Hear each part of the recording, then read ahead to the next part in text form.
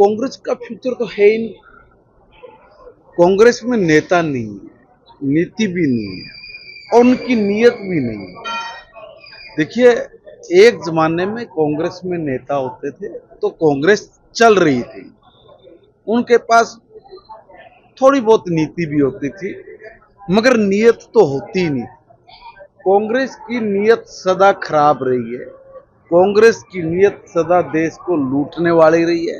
कांग्रेस की नीयत सदा फूट डालो राज करो की रही है और ये ज्यादा लंबा नहीं चल सकता है। इसलिए देश के लोगों ने बहुत संयम रखा है कांग्रेस के प्रति। संयम को कमजोरी समझ बैठी कांग्रेस और अंत में जब लोगों का सब्र का बांध टूटा तो उन्होंने कांग्रेस का एक तरफा सफाया कर दिया। कांग्रेस का इस देश में सफाई करो अभियान चल रहा है।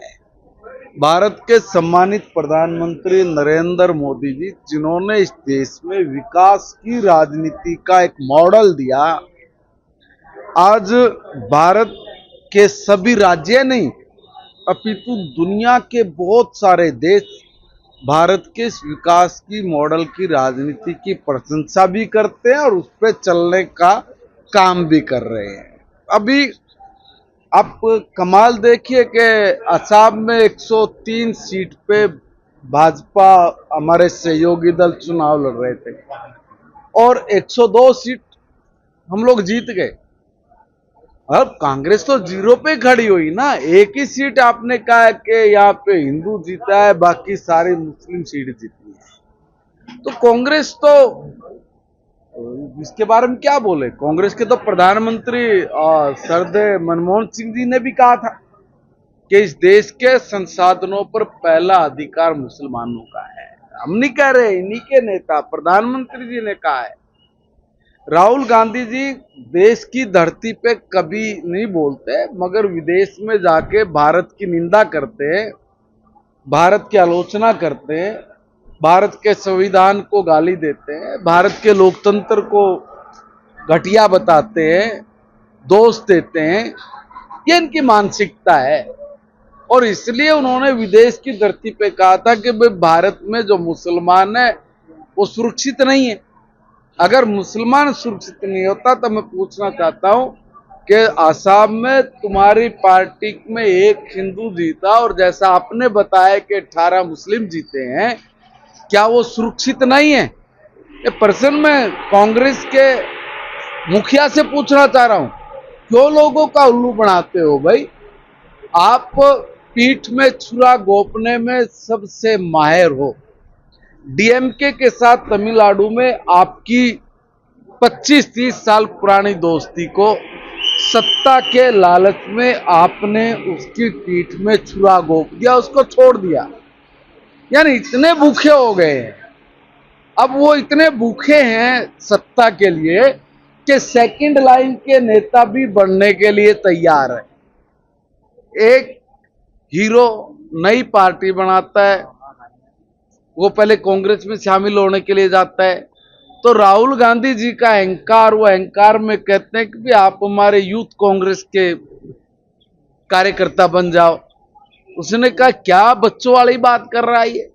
वो अलग से खड़ा हुआ, पार्टी खड़ी की, पार्टी खड़ी करके आज तमिलनाडु में एक तरफा जीत की तरफ बढ़ा और उसके जो 10 लोग कम रहे, तो ये 10 लोगों का समर्थन देके सेकंड लाइन का नेता बन गया। वो सेल्फी ले रहा है, वेट कर रहा है राहुल गांधी कब मेरा फोटो इसमें आएगा।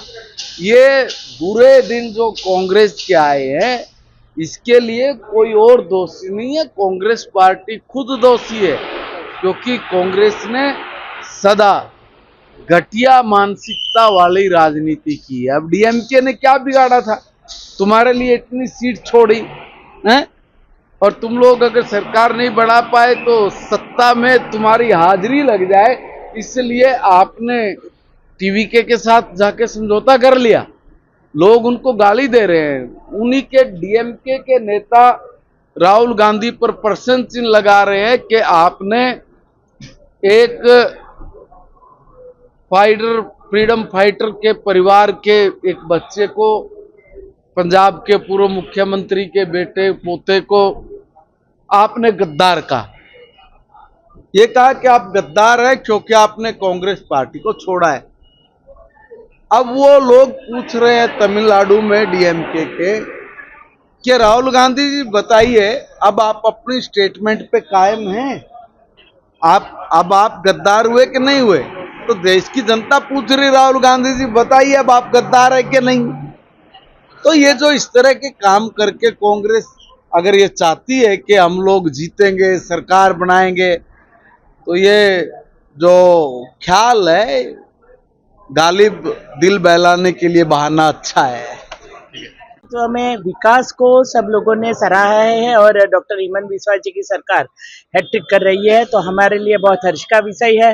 जितनी अपेक्षा की थी उससे ज़्यादा वोटिंग भी हुई और वोटिंग से ज़्यादा अच्छा मैसेज भी गया कि डेवलपमेंट के लिए लोग तैयार हैं और उनके साथ में विश्वास भी रहते हैं। तो सबका साथ सबके विश्वास के साथ में ये तीसरी बार वाली सरकार जो कोई अपेक्षा लोगों की है वो पूरा भी करेगी और इसके साथ में अच्छे से काम भी करेगी।